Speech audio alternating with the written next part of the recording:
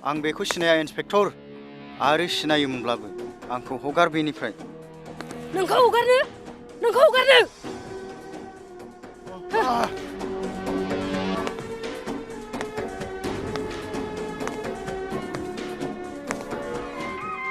madam phone फैदों बुजाबाय थानो मोजां मोनबाय नामा आंलाय नोंसोर मा मिथिगौ बिगुरफोर हेल' आब'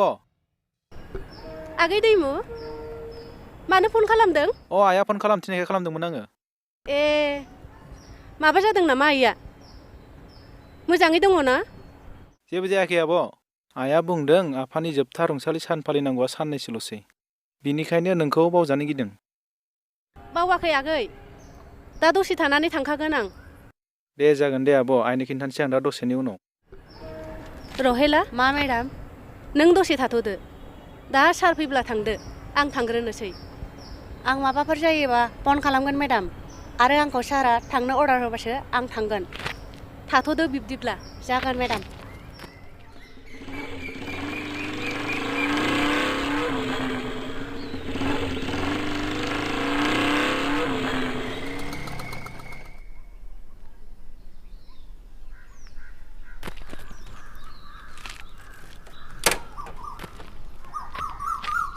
बाबु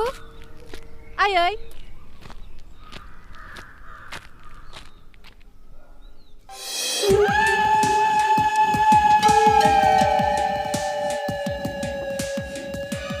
बिफानि साख्रिखौ मोनबाय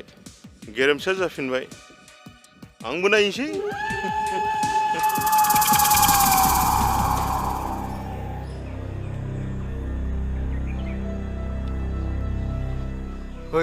नोंथां माथो बिशालदानि मबाइला नाङानो बेना न' रिसिभल' होनो मा खालामबावनांगौ दानालाय माब्रैहाय खामानि दरखारखासो फैबाय जोङो माथो नेबाबो जायासै दालाय थांनाया गाहामसै नामा जोङो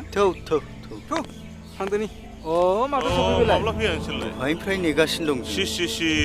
बेसे गोबाव जाखो फालाय आदा नोंनाव दहायनिफ्राय फन बुबाय थाबाय मानो नोंना न' रिसिभल आदा आं बै लाइमोन इन्सपेक्टरनि बिफानि 6थि थैनाय सान फालिनायाव थाव फुननो थांदोंमोन आङो बेखौ नोंथांमोना मिथिखागौ होमबा आदायाथ' बिफां गोजौ गाखोनायखौ गुदिखौ हाफायग्रासो नोंथाङा बेखौलाय नोंथाङा मिथिखागौ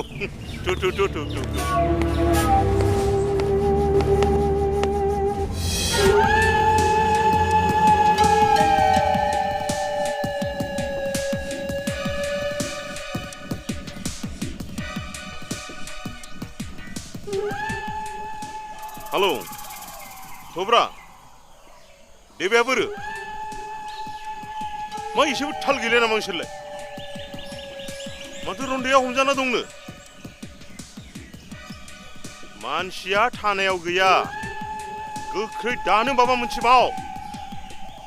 मोनथिबाय दोन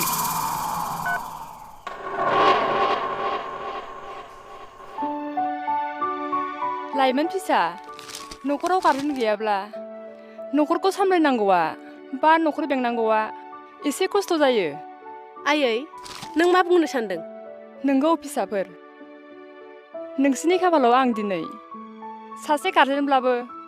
नोंसोरखौ दिनै अहाजासे अननो आरो फोरोंनो हायाखिसै आयै सोर साबेसे बिमाया गावनि फिसाफोरखौ अहाजासे अननो मोन्दों बुंनो थाङोब्ला जोंनि खाफालासो देरसिन आयै मानोना आदार खनजानो रोंदोंब्लाबो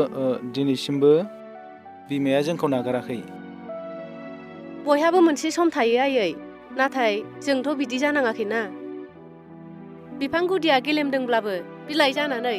फातगाजा बायदि बिलाइजोंनो खिलिनानै गेरेमसा जाफिनगोन आयै जों अब्लाबो फिसाफोर मानै दाउ मैनाखौ फिसिनायाव आदार जाजोबनो रोङैयाव सोरबाफोर बिनि बिफांखौ दानफायोब्ला